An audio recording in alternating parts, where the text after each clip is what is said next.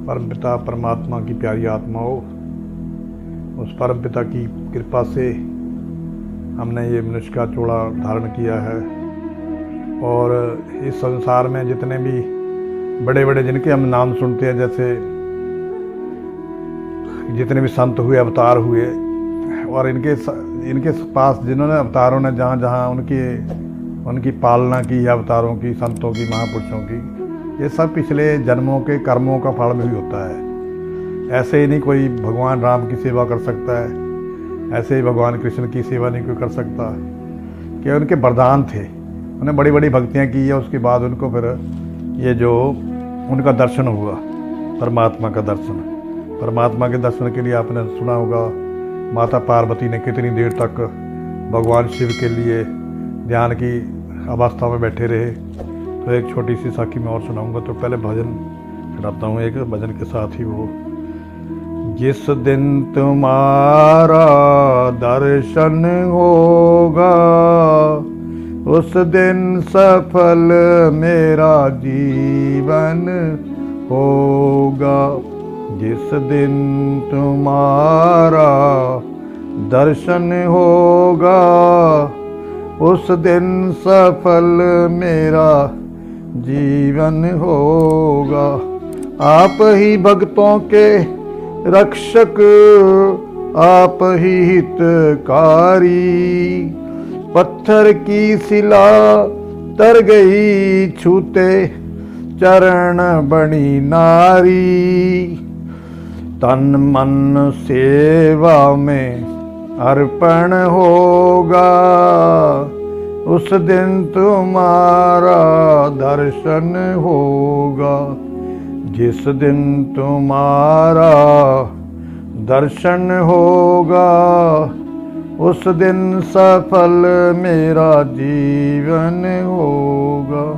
आपकी राहों में शबरी ने नैन बिछाए थे, झूठे बेर भिलनी के प्रभु तूने खाए थे।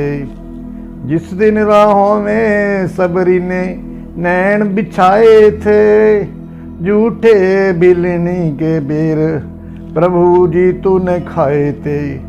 भक्तों के बस में भगवान होगा, उस दिन सफल मेरा जीवन होगा।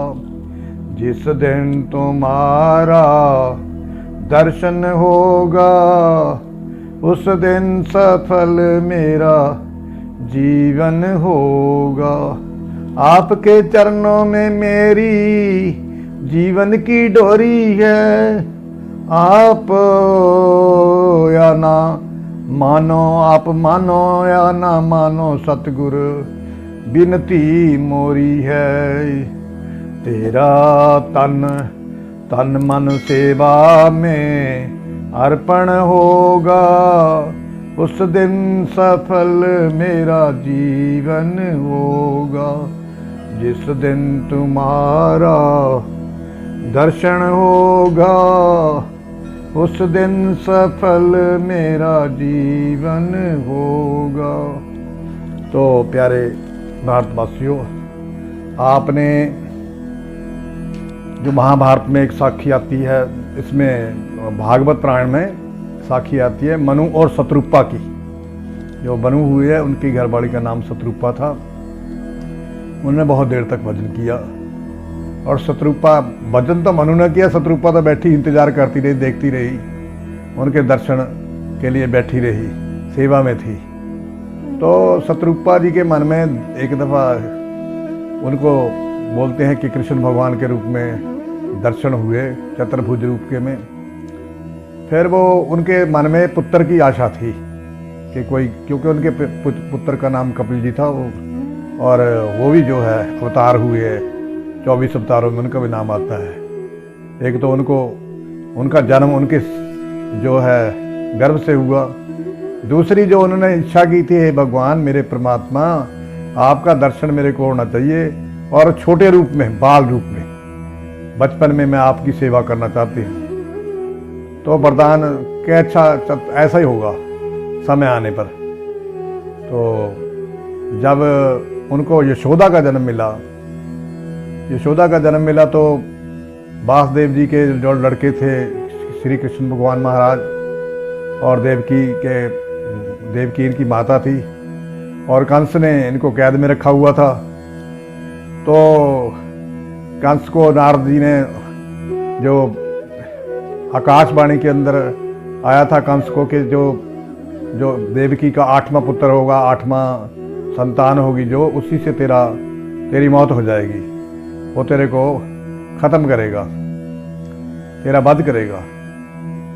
तो उसको जो डर है, सबसे बड़ी भक्ति है ये भी, डरना, परमात्मा से डर के रहना, ये भी एक भक्ति में आ जाता है। पर लेकिन वो तो मरने से डर रहा था, और मरने से डरते, जैसे हम सांप को मार देते हैं, सांप हमें चाहे कुछ भी ना कहे, पर लेकिन हमें अपने मरने का डर लगता है तो हम पाप कर देते हैं। तो इसी तरह से दुर्योधन जो कंस था वो भी पाप कर रहा था। बताते हैं कि जब वो छोड़ने जा रहा था देवकी को, वासुदेव जी को रथ पर बिठाकर, उसी टाइम उसको आकाशवाणी हुई थी, कोई जिनको तू लेके जा रहा है, जो देवकी को, इसके गर्भ से ही 8वीं संतान जो है तेरा नाश करेगी, तेरा वध करेगी। तो उन्होंने सोचा, पहले तो कहते हैं कि वो तलवार खींचकर उनको देवकी जी को मारने लगा था, माता देवकी को, पर लेकिन फिर वो वासुदेव जी ने बेनती की हाथ जोड़कर कि तू इसको मत मार, जो इसकी संतान होगी मैं तेरे को अपने आप दे दूंगा, जो भी इसके संतान पैदा होगी वो मैं तेरे को दे करूंगा। तो जैसे भी उनके संतान होती थी तो वो कंस को देता है, कंस और उसको शिला पर पटक के मार दिया करता था, खत्म कर देता था। ऐसे ही जो ये 8वां, जब जो होना है होना होता है, होनी तो होके रे, अनहोनी ना होए, जाको राके साइया के मार सके ना कोई उसको नहीं मार सकता। जो तो संसार को जीवन देने वाला था भगवान श्री कृष्ण, उसको कौन मार सकता था। तो ऐसी रचना रची परमात्मा ने, उसको वासुदेव जी ने उसको उठाया, जोग माया ने आकर उसको आकाशवाणी की कि इसको यशोदा के पास नंदगांव में ले जाकर इसको छोड़ के आओ जमुना के पार, और वहाँ से जो उनके रोणी के बच्चा हुआ था उसको उठाकर यहाँ ले आना है, पल्ले में डालना है। तो ऐसे ही हुआ। तो वहाँ से वो लड़के बच्चे को लेकर आया, उधर से वो लेकर गए। तो फिर यशोदा जी के घर पड़े, और श्री कृष्ण भगवान जी ने फिर माता यशोदा जो शत्रुपा थी, वही शत्रुपा जो है कृष्ण भगवान के, जिसने पालना की और उसके राज्य के दर्शन भी किए, और उसी को पूरा करने के लिए वो आए थे भगवान श्री कृष्ण। फिर उसके बाद जब समय निकल गया, वो समय पूरा हो गया, गोपियों के साथ रास रचाई, और बहुत आनंद संसार ने उनके दर्शन करके किया। भगवान शिव ने भी उनके दर्शन किए बाल रूप के, और देवताओं ने भी उनके दर्शन किए। तो आज भी भगवान कृष्ण जो है ये कहीं जाते नहीं हैं, इनका मरने का कोई पता थोड़ी लगता है कि वे संसार छोड़कर चले गए। ये संसार छोड़कर कहीं नहीं जाते, ये तो एकदम ओझल हो जाते हैं, रूप बदल लेते, कभी किसी के अंदर कभी किसी के अंदर। संतों महापुरुषों के अंदर ही ये रहते हैं भगवान, और जो कण कण में भी समाये हुए हैं। जो इसको प्रेम से मीरा जी कितनी देर बाद हुई, मीरा जी को भी श्री कृष्ण भगवान के दर्शन हुए। तो किसी भक्त ने ये भी गाया है कि तेरा काला रंग, क्यों तेरा काला रंग है, कि इतना तो बता कान्हा तेरा रंग काला क्यों है, इतना तो बता कान्हा तेरा क्यों रंग काला है, काला हो कर के भी तू जग से निराला है, इतना तो बता कान्हा तेरा रंग काला है। तो उनका काला रंग भी जो है उनको देखने के लिए तरसते थे लोग।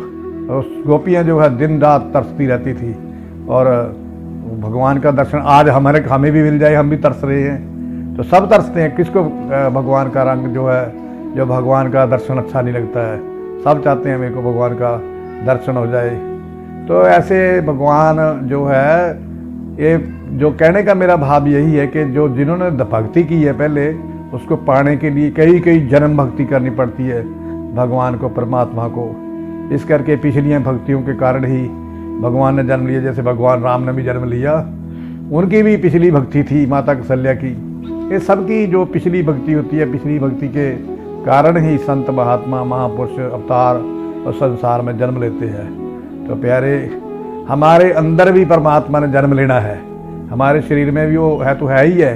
प्रकट होने का मतलब ध्यान के अंदर आना, हमारे ध्यान के अंदर आ जाए अगर परमात्मा, जैसे मैंने जिस दिन तुम्हारा दर्शन होगा उस दिन सफल हमारा जीवन होगा। ये हमारा जो जीवन चल रहा है उसी दिन सफल होना है। समझ लो कि जिस दिन उसका हमें दर्शन हो जाना, भाव रूप में हमें भाव बनाना है कि ऐसा मेरा भगवान है, ऐसे मेरे सतगुरु है। उसके रूप को कभी नहीं बदलना चाहिए। वो ऐसे चलते हैं, वो ऐसे खाते हैं, ऐसा कपड़ा पहनते हैं, ऐसे रहते हैं। ये भाव दिन रात भक्तों के मन में रहता। जैसे भिलनी जी थे, उनके जो गुरु महाराज थे, वो जब उनका चोला छोड़ने का टाइम था तो उन्होंने गुरु महाराज को कहने लगी, महाराज आप चले हैं संसार से, मेरे को भी महाराज ऐसा करो कि मेरे को भी साथ ही लेकर जाओ सचखंड में, मैंने भी नहीं रहना आपके बिना, मैं कैसे रहूँगी।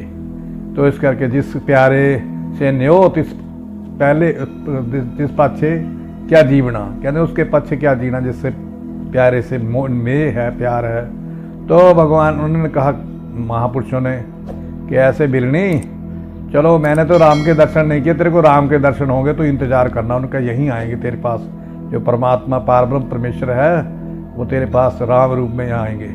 तो कहने का बाबा कितनी देर तक वो भक्ति करती रही, रास्ते स्वारती रही, बेर इकट्ठे करती रही। तो इस करके हमें भी क्या, हम भगवान के लिए क्या करते हैं, भोग लगाते हैं। आप खाते हैं पहले और भगवान को कभी भोग भी नहीं लगाते। अगर नहीं भोग लगाते तब भी जब खाना खाने लगते हैं तब भी उस परमात्मा के निम्रता के साथ उसको कह के, परमात्मा मैं ये तेरा दिया हुआ भोजन खा रहा हूँ, तो कृपा रखना महाराज मेरे पर, आप भी इसमें से वासना रूपी भोग लगाओ। परमात्मा जो जितना भी परमात्मा मंदिर गुरुद्वारे में हम भोग चढ़ाते हैं वो संत महात्मा और जो संगत ही खाती है। वो तो वासना के, क्योंकि हमने अपना फर्ज पूरा कर दिया। अपना फर्ज यही नहीं कि हमने खाना, उसका दिया हुआ सारा संसार के अंदर जो अन्न पैदा होता है वो बारिश करते हैं, सब कुछ करते हैं। तो हमारे लिए आधार बनाकर हमारे को जीवन को चलाने के लिए सब कुछ देते हैं। तो उसके लिए हमें भावना से, भावना ही भक्ति भावना हमने रखनी है, तभी हमारा जीवन जो है पार होगा। तो इतनी सी छोटी सी जो मैंने बातें माता की यशोदा की सुनाई कि माता यशोदा ने इसलिए शत्रुपा जो जब नाम था उनका, तब उन्होंने भक्ति की। फिर यही उनके मन में आया कि हे प्रभु, मेरे को बाल रूप में तेरे दर्शन होने चाहिए, मैं तेरे को बाल रूप में अपनी गोद में खिलाऊं। ऐसा नहीं आ गया तो वैसे ही जो है फिर यशोदा जी बने। और यशोदा जी बनकर उन्हें कितनी देर तक कृष्ण भगवान को कान भी उनके उखाड़े और उनके साथ प्यार भी किया और दही भी खिलाया, उनको दूध भी पिलाया, मक्खन खिलाया, मिश्री खिलाई, कितनी सेवा करी, कितना उन्होंने उनके साथ आनंद लिया। तो फिर उसके बाद अपना काम करने के बाद महापुरुषों ने तो अपना जो जीवन जो कर्म करने के लिए आते हैं, जो संसार में जो उन्होंने करना होता वो करते हैं। तो फिर वो अपने द्वारका जी को चले गए। तो फिर ऐसे उनका जीवन चलता रहा। तो ये मेरी छोटी सी साखी थी यशोदा जी की। तो धन सतगुरु, हरि ओम तत्सत।